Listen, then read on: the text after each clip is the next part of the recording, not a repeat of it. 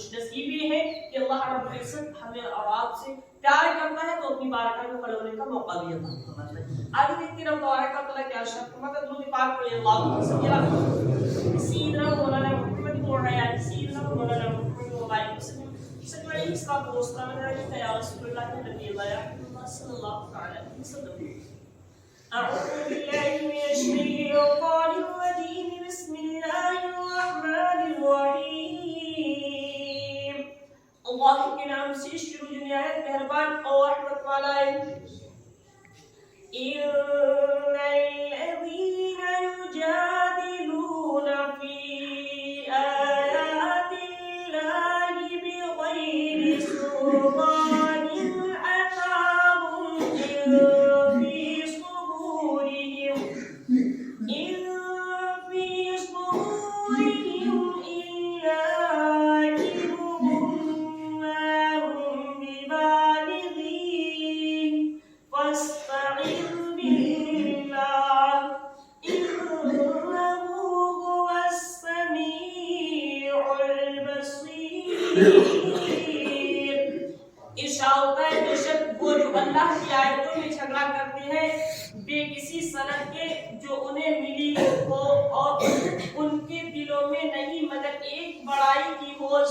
جسے نہ پہنچیں گے تم اللہ کی پناہ مانگو بے شک وہی سنتا اور دیکھتا ہے. اللہ جو تمہارے پردار شاہ وہ جو اللہ کی آیتوں میں چھڑتے ہیں بے کسی سند کے جو انہیں ملی ہو. یعنی مطلب کیا ہے ان جھگڑا کرنے والوں سے کفار قریش مراد ہے. جب کوئی میرے آقا صلی اللہ علیہ وسلم رب کا فرمان رب کے قرآن کی کوئی آیت پیش کرتے تھے وہ جھگڑا کرتے تھے. وہ کہتے ایسا نہیں ایسا ہے.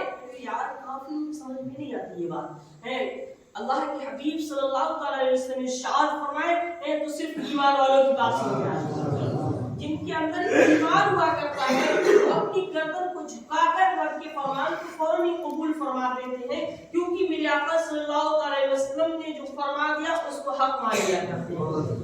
ہم کو میرے آقا نے بتا دیا کہ خدا ایک ہے ہم نے تو فوراً قبول کر لیا اور یہی ایمان کی دلیل ہے. ہم نے دیکھا نہیں خدا ہے یا نہیں ہے ہم نے نہیں دیکھا لیکن کس نے دیکھا میرے آقا صلی اللہ علیہ وسلم نے دیکھا. آپ نے فرما دیا خدا ہے ہم نے مان لیا اسی کو ایمان ایک دیکھنے والے کا کہاں مان لیا ہے ہم نے تو بن دیکھے خدا مان لیا ہے. تو ہم لوگ کو بغیر دیکھے خدا مان لیتے ہیں. اس کے بعد شاید ان کے دلوں میں نہیں مطلب ایک بڑائی کی ہوش شاید اور ان کا یہی تکبر ان کی تکذیب انکار اور کے اختیار کرنے کا باعث ہوا کہ انہوں نے یہ گوارا نہ کیا کہ کوئی ان سے اونچا ہو. اس لیے سید انبیاء صلی اللہ علیہ وسلم سے عداوت کی. وہ یہ بھی نہیں سوچتے تھے کہ مجھ سے کوئی اونچا ہو جائے مجھ سے کوئی اونچا ہو جائے. میرے آقا صلی اللہ علیہ وسلم تو سب سے اونچے ہیں. آپ سے اونچا کوئی ہو ہی نہیں سکتا ہے سوائے رب کی ذات کی. رب کی ذات ہے اس کی تو بات ہی نرالی ہے. وہ کتنا اونچا ہے یہ تو رب جانتا ہے. رب جانتا ہے اس کی کتنی بلندی ہے اور میرے آقا صلی اللہ علیہ وسلم کتنے اونچے ہیں یہ بھی رب جانتا ہے میرے آقا جانتے ہیں. ارے یار اونچائی کی اگر بات کی جائے نا تو سدرۃ المنتہا جہاں جبرائیل علیہ السلام ٹھہر جاتے ہیں میرے آقا اس سے شروعات کیا کرتے ہیں. میرے آقا صلی اللہ علیہ وسلم وہاں سے جب پہنچتے ہیں وہاں سے جب آگے کے لیے جاتے ہیں پھر جبرائیل علیہ السلام سے کہتے ہیں جبرائیل آؤ تو صحیح تھوڑا آگے. تو جبرائیل علیہ السلام نے عرض کیا یا رسول اللہ اس سے آگے میں نہیں جا سکتا. اتنی اونچائی اتنی بلندی سدرۃ المنتہا کی کتنی بلندی ہے جہاں جبرائیل علیہ السلام پہنچتے ہیں. اس کے بعد میرے آقا صلی اللہ علیہ وسلم وہاں پر کھڑے ہو کر عرض گزار میرے آقا صلی اللہ علیہ وسلم سے عرض گزار ہوتے ہیں یا رسول اللہ اس سے آگے میں نہیں جا سکتا. لیکن جبرائیل علیہ السلام یہ کہہ رہے کہ میں نہیں جا سکتا لیکن آپ نے یہ نہیں کہا یہ نہیں عرض کیا رسول اللہ آپ نہیں جا سکتے کیونکہ جبرائیل علیہ السلام بھی جانتے ہیں کہ میرے محبوب کا رتبہ سب سے اعلیٰ ہے. اور جو لوگ یہ نہیں سمجھ پاتے ہیں اللہ انہیں ہدایت عطا فرمائے. جبرائیل علیہ السلام سے سبق لینے کی توفیق عطا فرمائے کہ وہ رسول جس کے جو ہے یہ رب تبارک و تعالیٰ اپنی بارگاہ میں بلاتا ہو اس کا مرتبہ کتنا بلند ہوگا اس کا مقام کتنا اعلیٰ ہوگا. یہ سب سے شدید پکارے اعلیٰ فرماتے ہیں سب سے اعلیٰ و بالا ہمارا نبی سب سے بالا و بالا ہمارا نبی. اور جو ہے चमक वाले उजलों में चमका दिए, अंधे शीशों में चमका। हमारा नबी तो वो है जहाँ कोई नहीं चमकता, वहाँ मेरा नबी चमका।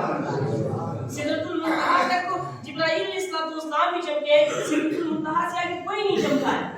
उसके बावजूद रब तबारक व तआला ने मेरे महबूब को चमकाया है। सुभान अल्लाह। आसमानों की शहरों की बुलंदियां मेरे आका सल्लल्लाहु अलैहि वसल्लम को अता, हर चीज अल्लाह रब्बुल इज्जत ने मेरे महबूब को अता फरमाई है। आपको उसका मालिक बना दिया। रब तबारक व तआला की बारगाह में गए, आपने मेरे आका सल्लल्लाहु अलैहि वसल्लम ने रब तबारक व तआला का दीदार फरमाया। क्या हुआ रब जानता है या रब का महबूब जानता है? उसके बाद ये और कोई नहीं जानता। बस हम लोग तो वही जानते हैं जितना हमें बता दिया गया, जितना रब के महबूब ने अता कर दिया, जितना कुरान मुकद्दस ने बता दिया। बस आंखें बंद करके किसी का कुछ ना सुनते हुए उसी पर ईमान ले आए। हाँ, बस यही सच है। और इस यही ईमान की दलील भी हुआ करती है कि जो कुरान फरमा दे, नबी फरमा दे, उससे दिलो जान से कबूल कर। इसी को ईमान कहते हैं। ईमान वाले वही तो लोग ईमान वाले नहीं हुए जिन लोगों ने मेरे आका सल्लल्लाहु अलैहि वसल्लम की जात पर शक किया, जिन लोगों ने मेरे आका सल्लल्लाहु अलैहि वसल्लम की बात को नहीं माना, वो ईमान वाले नहीं हुए। और ईमान वाले वो हुए जिसने मेरे आका सल्लल्लाहु अलैहि वसल्लम के फरमान पर अमल कर लिया। मेरे आका ने बता दिया, उसने दिलो जान से मान लिया, वही ईमान वाला कहलाया जाता है। तो अल्लाह तबारक व तआला से दुआ करें, मौला तबारक व तआला हम सबको ईमान के साथ रहने और ईमान के साथ मरने और ईमान के साथ कब्र से उठने की तौफीक अता फरमाए। तो इंशाअल्लाह तो तुम अल्लाह की पनाह मांगो, तो तुम अल्लाह की पनाह मांगो। बेशक वही सुनता और देखता है। वो सुनता है, किस तरीके से सुनता है वो बेहतर जानता है। वो देखता है, किस तरीके से देखता है वो बेहतर जानता है।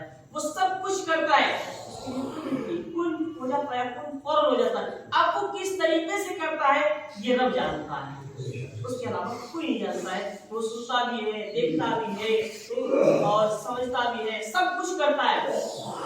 अब किस तरीके से करता है, अपने बंदों को किस तरीके से अता फरमाता है, किस तरीके से अपने बंदों की फरियाद को सुनता है, किस तरीके से अपने बंदों के लिए जो है तमाम असबाब मुहैया अता फरमाता है, ये सिर्फ मेरा रब जानता है।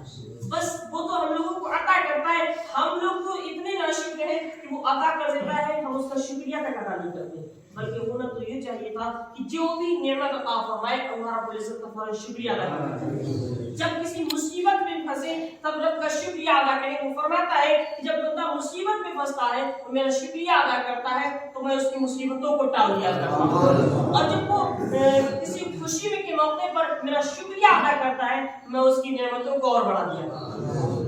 तो हर तरीके से रब तबारक व तआला से दुआ करें, मौला तबारक व तआला हम सबको पढ़ने और सुनने से ज्यादा अमल करने की तौफीक अता फरमाए।